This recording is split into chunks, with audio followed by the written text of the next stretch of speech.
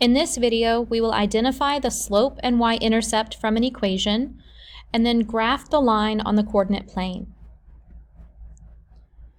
Slope-intercept form is a form of a linear equation, of a linear function.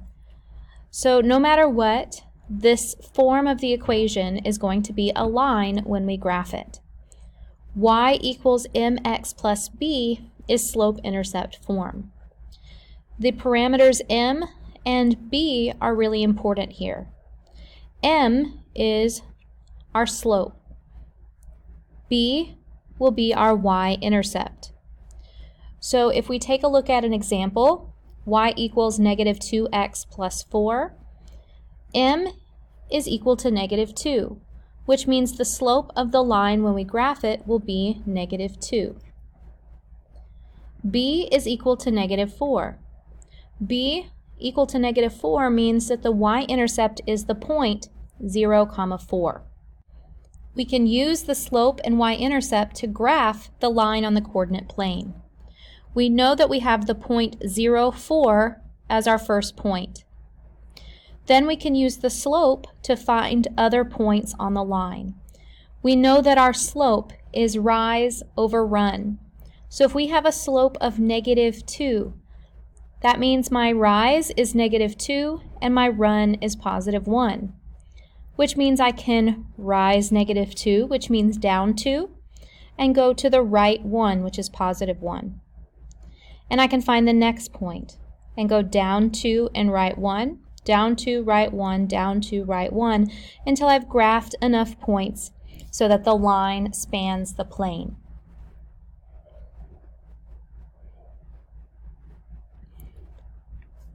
So we're going to practice identifying the slope and y-intercept and then graphing that line. The first example, we can see that we have y equals negative 1x plus 3. That means that m is negative 1 and b is equal to 3. So we have our y-intercept of 0, 3. So we plot the point 0, 3. And then we can use our slope of negative 1 to find other points. A slope of negative 1 means that our rise is negative 1 and our run is positive 1.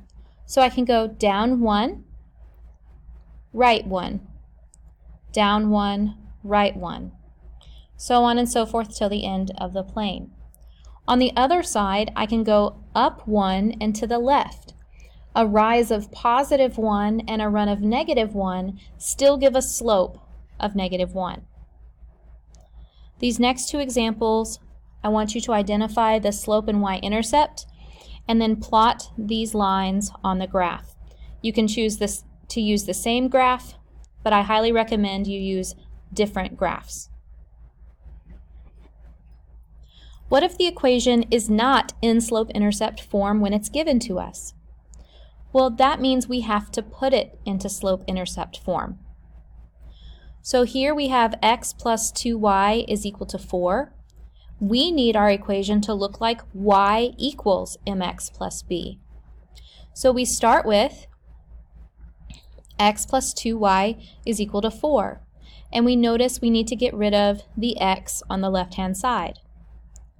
That gives us 2y equals negative x plus 4. And we need to divide by 2. When we divide by 2 on both sides, on the left-hand side that leaves us with y by itself.